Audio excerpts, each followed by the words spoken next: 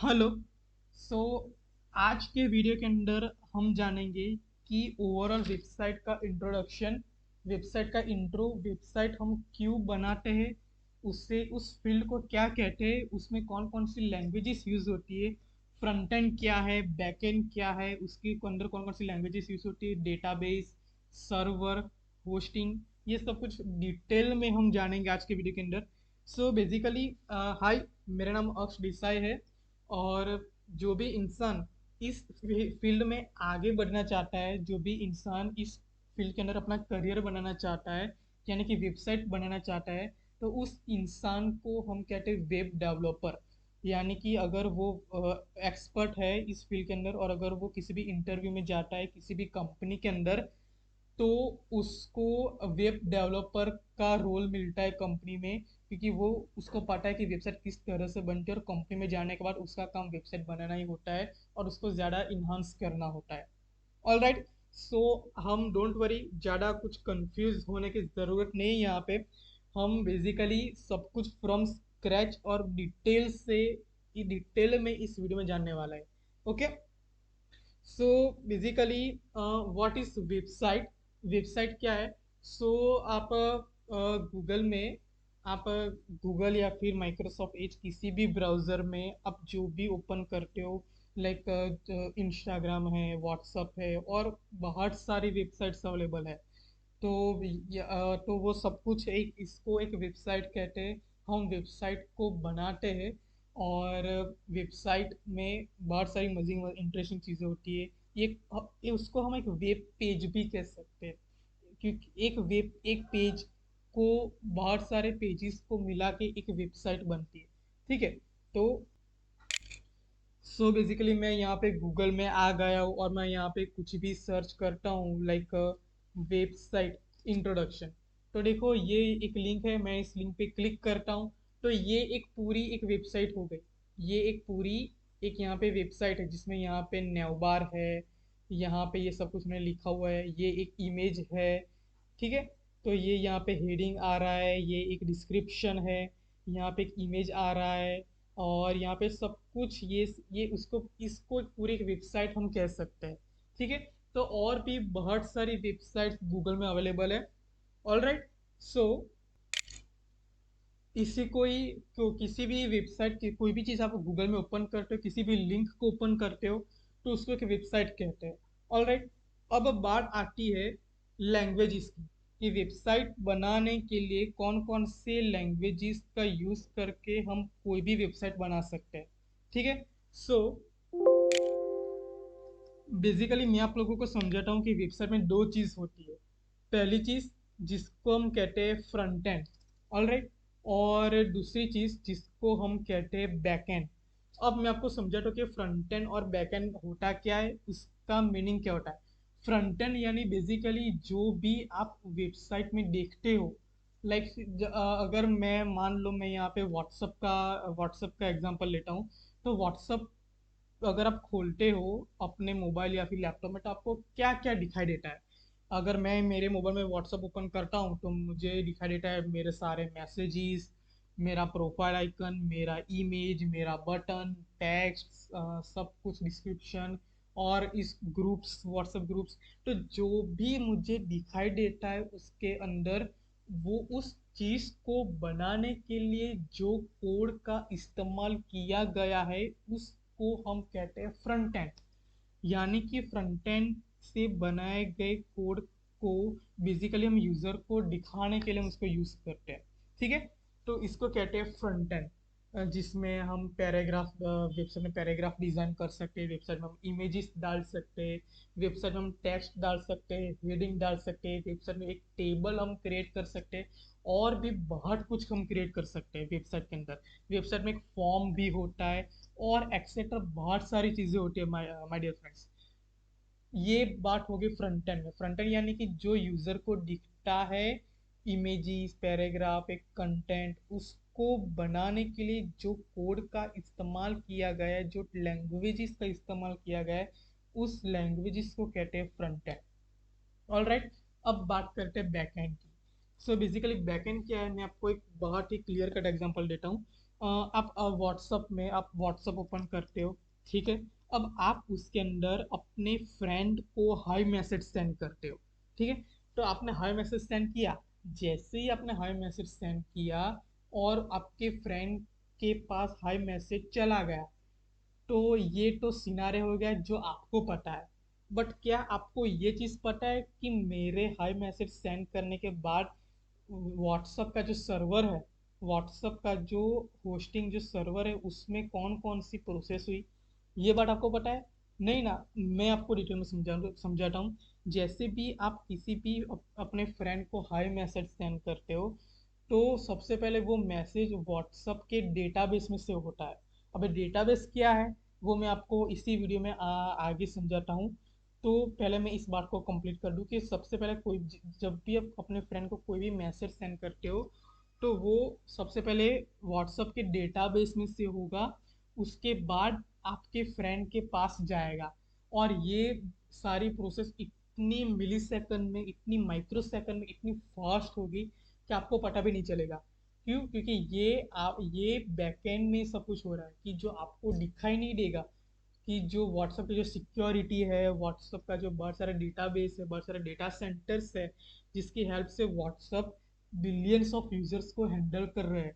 अगर आपको पता होगा तो व्हाट्सएप, यूट्यूब, फेसबुक, इंस्टाग्राम, ये बहुत सारी पॉपुलर वेबसाइट्स है इस दुनिया में, जो कि मिलियंस नहीं बिलियंस ऑफ यूजर्स इस प्लेटफॉर्म को यूज़ कर रहे हैं। तो किस तरह ये सारे यूजर्स को हैंडल करना, ये सारे यूजर्स का डेटा, सारे यूजर्स का इमेजेस, प्रोफाइल, मैसेजेस, इतना सब कुछ, इतना लार्ज स्केल्स में सब कुछ हैंडल करना, ये सब कुछ डेटाबेस में सेव होता है। और इसकी सिक्योरिटीज कंसर्न सब कुछ हम पीछे से हम बैकएंड में सेट करते हैं। तो इसको कहते हैं बैकएंड, कि जो आपको दिखाई नहीं देता, बट जिसकी हेल्प से आप अपने वेबसाइट को बहुत ही एक्यूरेट और इस millions billions of users handle कर सकते हैं, ऐसी एक एप्लीकेशन बना सकते हो, राइट। तो ये बात हो गई बैकएंड की, ठीक है। अब बात आती है, थर्ड चीज है डेटाबेस। ओके।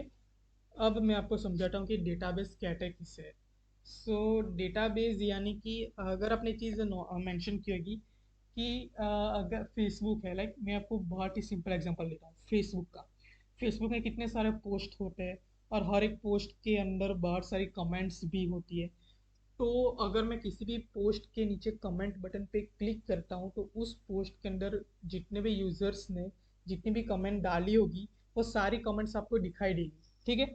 बट कभी आपने ये जानने का कोशिश किया है कि वो सब कुछ फेसबुक को कैसे पता चलेगा? यानी कि हमें कैसे पता चलेगा, अगर मैं कोई आज एक फेसबुक जैसा कोई प्लेटफॉर्म बनाता हूँ, तो मैं मुझे कैसे पता चलेगा कि किस यूजर ने किस पोस्ट के अंदर कौन सा कमेंट पोस्ट किया हुआ है?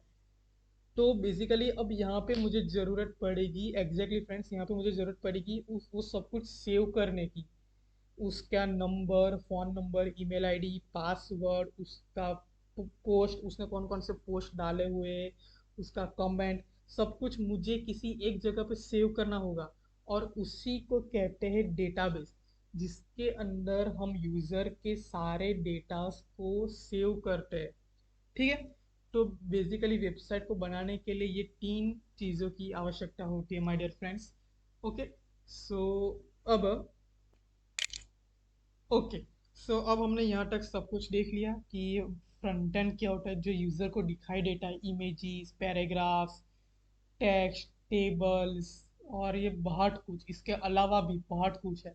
बैकएंड यानी कि वो फ्रंट एंड में किसी भी प्रोसेस को हमें करना है, तो बैकएंड से हम उसकी सिक्योरिटी, हमारी वेबसाइट की सिक्योरिटी, और ये बहुत कुछ हम बैकएंड से हैंडल कर सकते हैं, जो कि यूजर्स देख नहीं सकते, बट जो कि अल्टीमेटली एट द एंड हमारी वेबसाइट में बहुत सब कुछ ऐड कर देता है प्रोफेशनली लेवल पे, लाइक बैकएंड। और डेटाबेस होता है यूजर्स के सारे डेटा को एक जगह पे सेव करना। अब मैं आपको डिटेल में ले जाऊंगा कि फ्रंट एंड में क्या कौन सी लैंग्वेजेस यूज होती है, बैक एंड में कौन सी लैंग्वेजेस यूज होती है, और डेटाबेस में कौन सा टूल यूज होता है, ठीक है। सो बेसिकली फर्स्ट हम स्टार्ट करेंगे फ्रंट एंड से। ओके। सो सबसे पहले हम स्टार्ट करेंगे फ्रंट एंड से। तो मैं यहाँ पे लिख देता हूँ फ्रंट एंड। All right.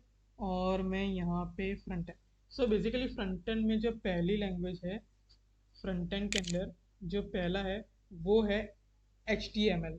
ठीक है, HTML। HTML means hyper text markup language. Okay, HTML। तो मैं यहाँ पे सबसे पहले यहाँ पे लिख देता हूँ फ्रंट एंड के अंदर सबसे पहले आता है HTML यानी कि hyper text markup language. Okay, HTML की हेल्प से आप कोई भी वेबसाइट आप डिज़ाइन कर सकते हो। ठीक है, HTML की हेल्प से आप इमेजेस टेबल सब कुछ आप वेबसाइट में लगा सकते हो। उसके बाद आता है CSS।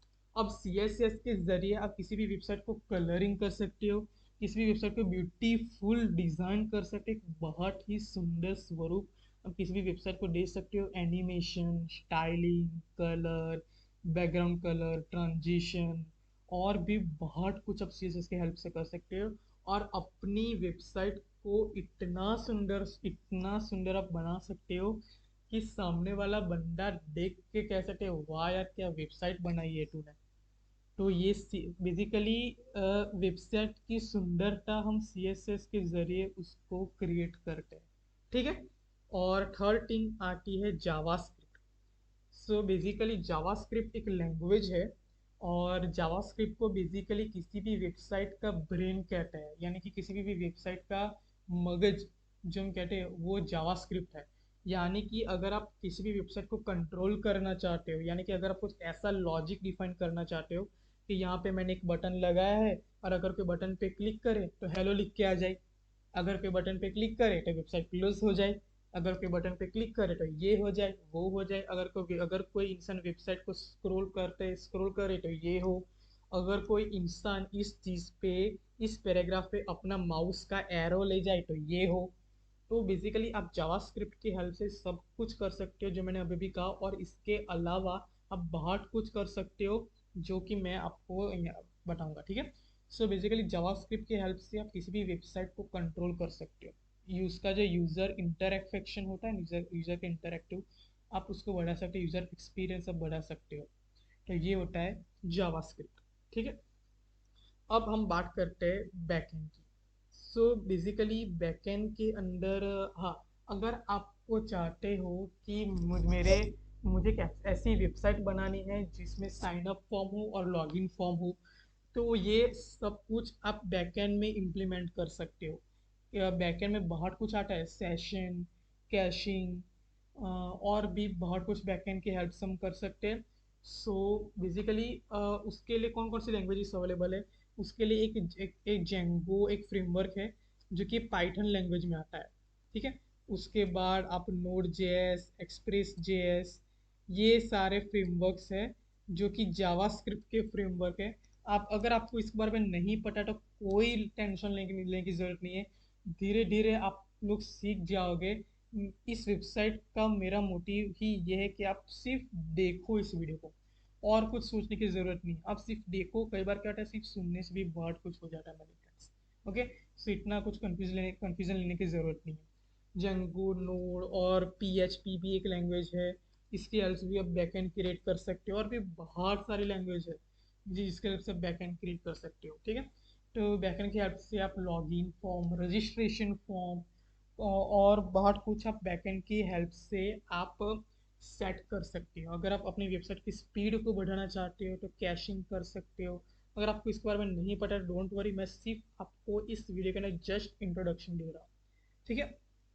अब बात आती है डेटाबेस की, यानी कि अगर वेबसाइट में कोई यूज़र, अगर आप चाहते हो कि कोई यूज़र अपने कॉन्टैक्ट फॉर्म बनाया है जिसके अंदर नेम, ईमेल आईडी, पासवर्ड सब कुछ है, और अगर आप चाहते हो कि जैसे यूज़र इस फॉर्म को सबमिट करे तो आप उसके डेटा को देखना चाहते हो, अल्टीमेटली आप यूज़र के डेटा को सेव करना चाहते हो, आप कुछ ऐसा क्रिएट करना चाहते हो कि कोई भी इंसान इस फॉर्म को फिलअप करे और सबमिट बटन पे क्लिक करे तो उसके डेटा को आपको एक जगह पे स्टोर करना है, कि जो आप एक बार देखो तो आपको पता चल जाए कि अच्छा ये मैसेज इस बंदे ने यहाँ पे फॉर्म में डाला हुआ था, अपना name, email ID, phone number, password.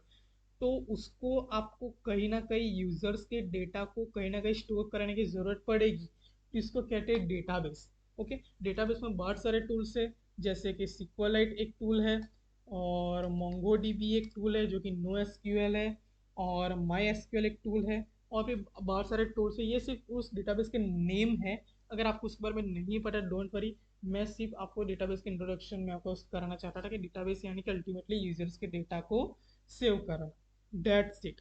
Okay, तो ये था पूरा वेबसाइट का इंट्रोडक्शन।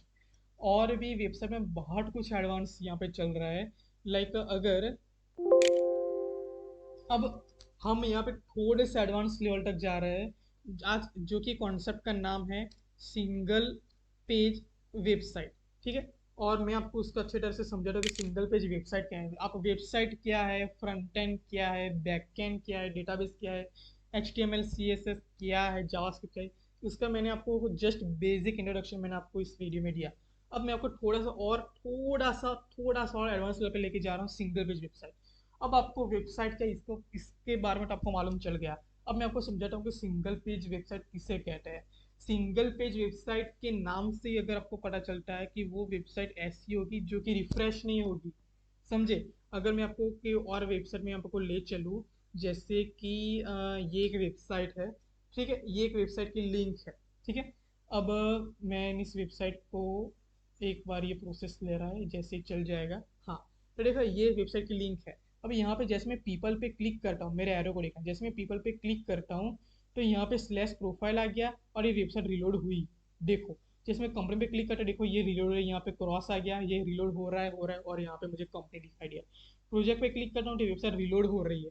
तो यानी कि जैसे जैसे मैं एंड पॉइंट पे क्लिक करता हूँ तो यहाँ पे मैं टास्क पे क्लिक करता हूँ तो यहाँ पे स्लैश टास्क आ गया, मैसेज पे क्लिक करो स्लैश मैसेज आ गया और वेबसाइट रिफ्रेश हो रही है।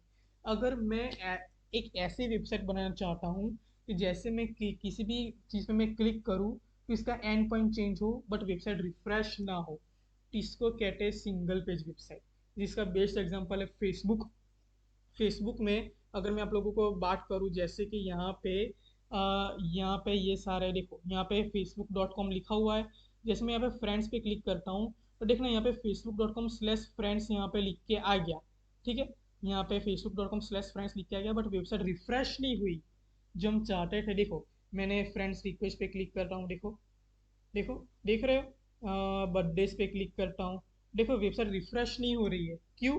क्योंकि फेसबुक वालों ने अपनी वेबसाइट ही कुछ इस तरह से डिज़ाइन की हुई है कि वेबसाइट रिफ्रेश होगी ही नहीं कभी। आप किसी भी बटन पे क्लिक कर दो, कहीं भी क्लिक कर दो, वेबसाइट कभी रिफ्रेश होएगी नहीं। क्यों?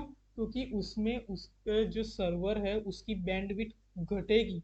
अगर वो उसकी सर्वर की बैंडविड्थ घटेगी तो उसके सर्वर पे लोड कम पड़ेगा, अगर सर्वर पे लोड कम पड़ेगा तो उसकी वेबसाइट और फास्ट हो जाएगी। तो ये मिशन होता है सिंगल पेज वेबसाइट बनाने का। ये थोड़ा सा एडवांस टॉपिक हो गया कि किस तरह आप अपनी वेबसाइट को फास्ट और रिलायबल बना सकते हैं, इस तरह से बना सकते हैं जिसको मिलियंस ऑफ यूजर्स हैंडल कर सकते हैं। सो ये थोड़ा सा एडवांस टॉपिक हो गया, बट या ये भी एक टॉपिक आता है, अगर आपको इस बारे में नहीं मालूम तो चला तो डोंट वरी। आप अब एक बिगिनर है, सो आपको जस्ट वेबसाइट क्या है, किस तरह से काम करती है, यही मेरा मोटिव था। और क्या क्या front end back and database है, so क्या ये सब कुछ मैंने आपको समझाया, ठीक है। सो बेसिकली यहाँ पे अब फेसबुक है, व्हाट्सअप, इंस्टाग्राम, उनके बाद सर्वर्स होता है जिसके अंदर वो अपनी वेबसाइट को डालते हैं, और वो अपने डालते हैं, उसको प्रोफेशनली कहते हैं होस्ट करना। क्या कहते हैं? होस्ट, उसको हम कहते हैं होस्टिंग। यानी कि वेबसाइट की होस्टिंग करना, उसको प्रोफेशनल कहते हैं। यानी कि अगर हम चाहते हैं कि हमने जो वेबसाइट बनाई है, हमने जो कोड किया हुआ है वो पूरी दुनिया देखे, तो हमें अपनी वेबसाइट को किसी भी सर्वर पे होस्ट करना पड़ता है। उसके बाद हमारे फ्रेंड्स भी हमारी वेबसाइट का यूज़ कर सकते हैं, ठीक है। तो ये एक और एडवांस टॉपिक हो गया, बट बेसिकली सिर्फ एज ए बिगिनर आपको सिर्फ ये सुनना था। और ये इतना ही था इस वीडियो के अंदर। इस वीडियो के अंदर जस्ट मैंने आपको इंट्रोडक्शन दिया, व्हाट इज वेबसाइट, वेबसाइट की बनाते हैं, किसे वेबसाइट कहते हैं।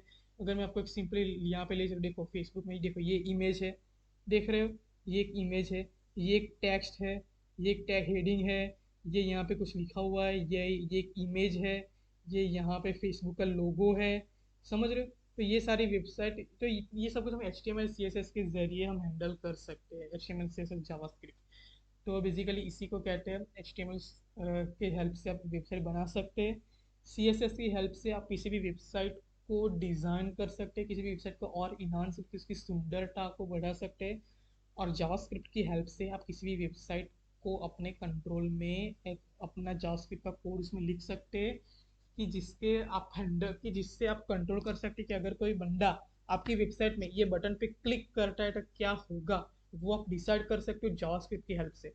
उस ओनली बटन ही नहीं, और भी बहुत सारे चीज़ें जो कि आप जावास्क्रिप्ट की हेल्प से उस अपनी वेबसाइट को कंट्रोल कर सकते हैं। सो बेसिकली प्रोफेशनली लोग जावास्क्रिप्ट को वेबसाइट का दिमाग कहते हैं, कि जो पूरी वेबसाइट को कंट्रोल करता है।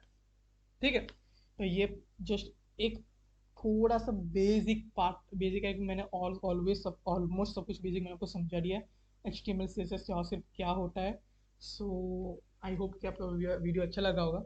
सो ये था पूरा इंट्रोडक्शन ऑफ वेबसाइट, किस तरह से बनती है वेबसाइट में, कौन कौन से चीज़ आती है, front end back and database, और इसको अंडर कौन कौन सी लैंग्वेजेस आती है, वो सब कुछ मैंने आपको इस वीडियो में बताया। आप जस्ट एक अभी एक बिगिनर हो, तो अगर आपको कोई भी कंफ्यूजन या फिर होगा तो उतना कंफ्यूज होने की ज़रूरत नहीं है। आप अगर आपने ये वीडियो सिर्फ अच्छी तरह से देखा, समझा और सुना तो भी एक बहुत अच्छी बात है। ठीक है, क्योंकि कई बार ऐसा होता है कि आप जस्ट अभी एज ए बिगिनर किसी सब आप एज ए बिगिनर सिर्फ सुनो, बाद में आपको पता चलेगा कि ये किस तरह से वर्क होता है। बट ये बेसिक पार्ट था वेबसाइट का, फ्रंट एंड बैक एंड और database, H T M L C S S JavaScript और ये सारी लैंग्वेजेस। ठीक है, और सो आई होप आज के इस वीडियो के आपको वीडियो अच्छा लगा होगा, और आज के वीडियो के अंदर इतना ही। सो मिलते हैं अगले वीडियो में। Okay, bye bye.